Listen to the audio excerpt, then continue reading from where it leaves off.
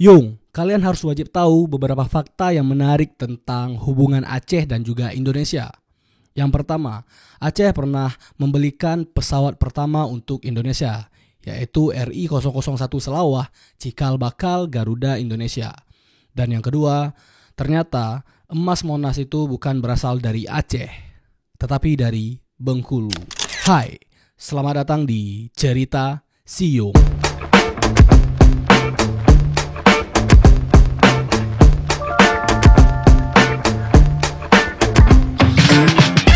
Kalau hari ini kalian pernah naik pesawat Garuda Indonesia, mungkin kalian pernah bertanya nih, siapa sih sebenarnya yang membeli pesawat pertama untuk Indonesia? Ataupun kalian pernah jalan-jalan ke Monas, di ujung Monas itu ada salah satu lapisan emas yang berdiri kokoh di puncaknya. Mungkin kalian pernah bertanya ataupun kalian pernah mendengar bahwasannya emas Monas itu sumbangan dari rakyat Aceh. Ya, semuanya benar, Yung. Semua itu adalah sumbangan dari rakyat Aceh. Oke, tapi kenapa nih kisah seperti ini seperti sengaja dilupakan? Langsung aja kita bahas di Cerita Sejarah bersama Siung.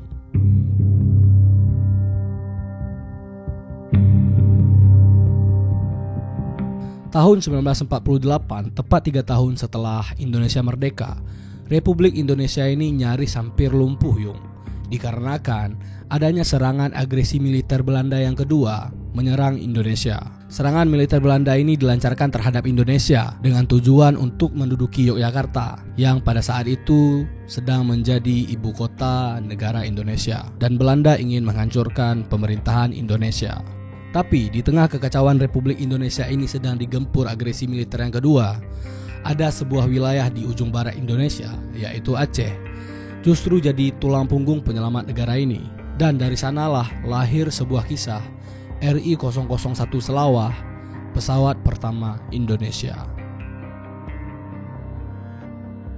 Pada tahun 1948, di saat Bung Karno beserta rombongannya datang ke Aceh, saat itu Belanda sedang melancarkan agresi militer yang kedua, Yung. Pemerintah Indonesia pada saat itu sedang dalam pelarian. Tidak ada uang, tidak ada armada, diplomasi pun terhambat dikarenakan tidak bisanya menjangkau ke luar negeri.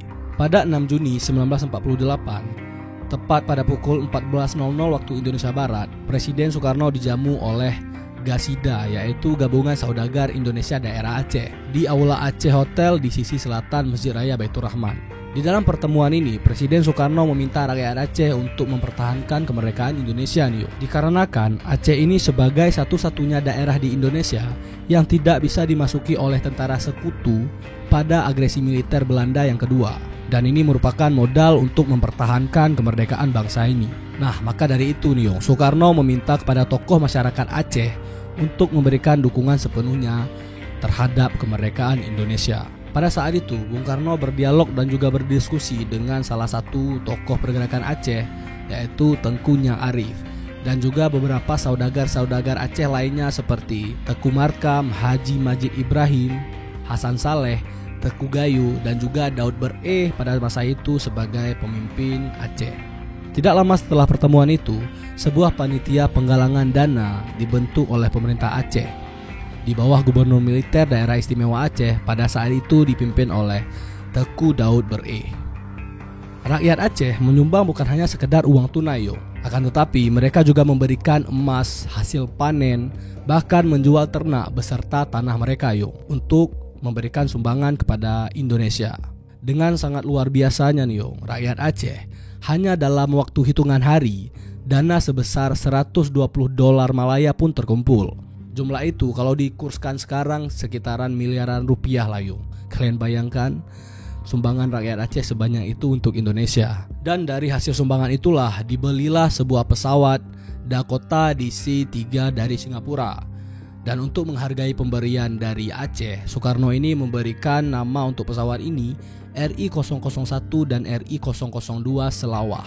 Selawah itu berasal dari bahasa Aceh yang berartikan gunung emas.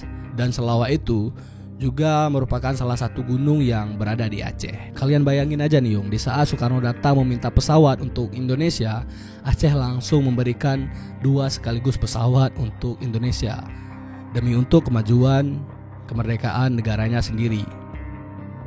Pesawat Dakota DC-3 Selawah ini memiliki panjang badan 19,6 meter dan rentang sayap sekitar 28,9 meter.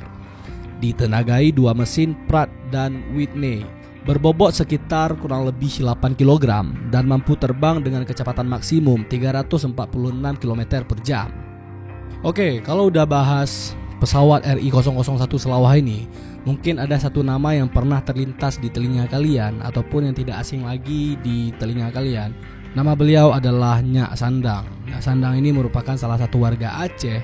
Beliau adalah salah satu penyumbang dana untuk pesawat RI-001 Selawah. Pada tahun 2018 yang lalu, Nyak Sandang sebagai salah satu penyumbang pesawat untuk Indonesia.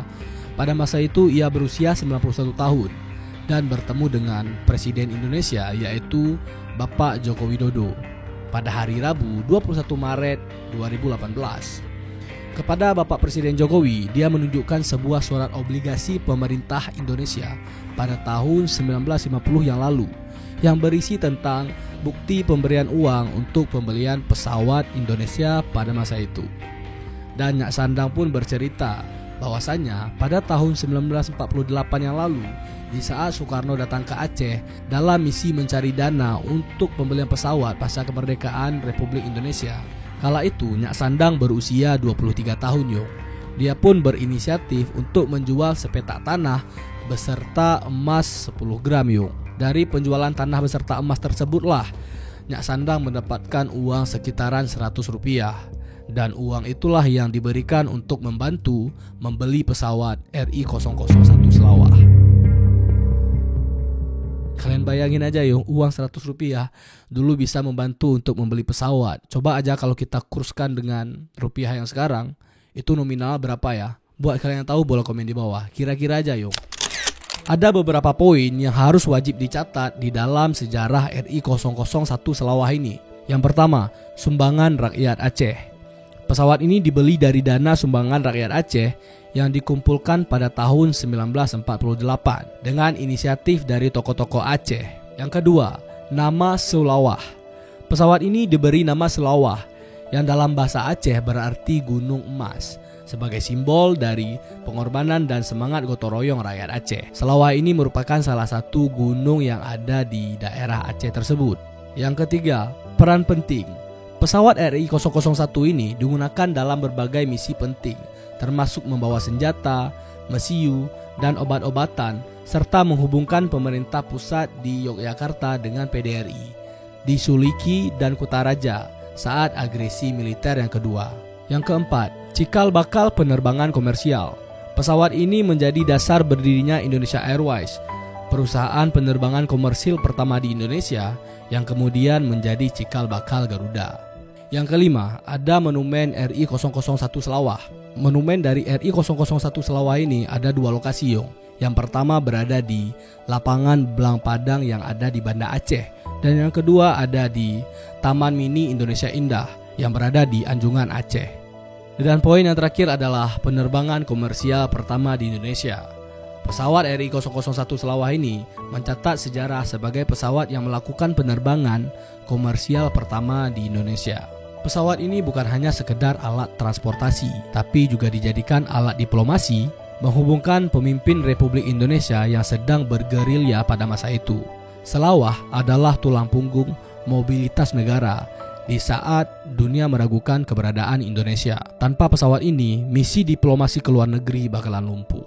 Bagaimana menurut kalian, seberapa besar peran RI-001 Selawah untuk kemerdekaan Indonesia?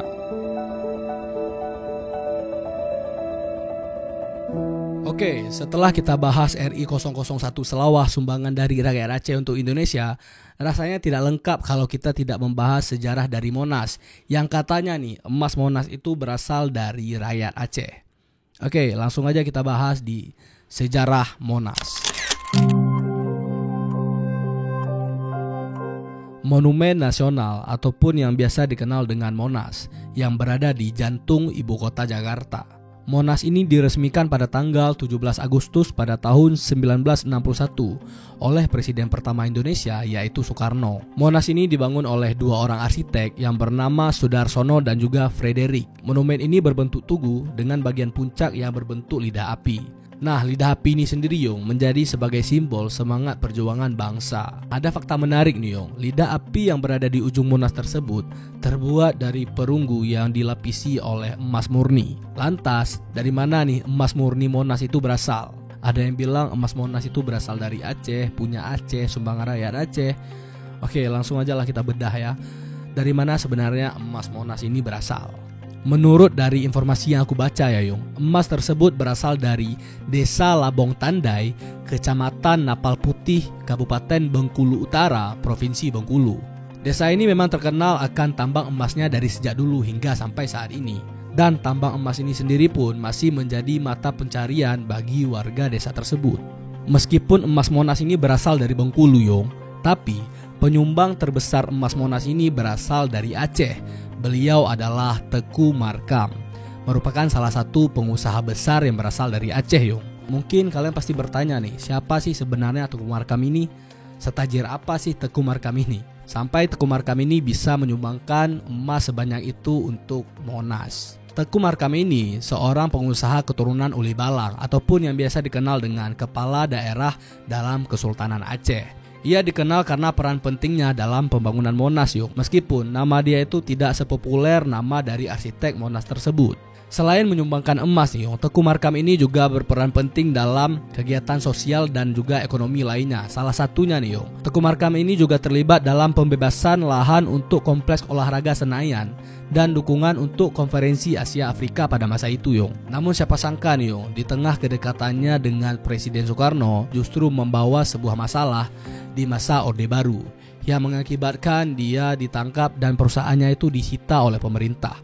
Kalian bayangkan aja nih Yung, betapa kejamnya pemerintah pada masa itu. Teku Markam sudah memberi sumbangan, sudah memberi bantuan terhadap kemerdekaan Indonesia, tapi sayangnya di masa Orde Baru Teku Markam ini ditangkap. Meskipun demikian Yung, sumbangan emas dari Teku Markam ini menjadi sejarah penting dari monumen nasional tersebut dan dikenang hingga sampai saat ini. Mungkin kalian banyak bertanya-tanya nih, kenapa sejarah Aceh ini seringkali dilupakan? Dari kejayaan Aceh sebagai salah satu kerajaan Islam terbesar di Asia Tenggara, hingga peran vital Aceh dalam membiayai kemerdekaan negara Indonesia.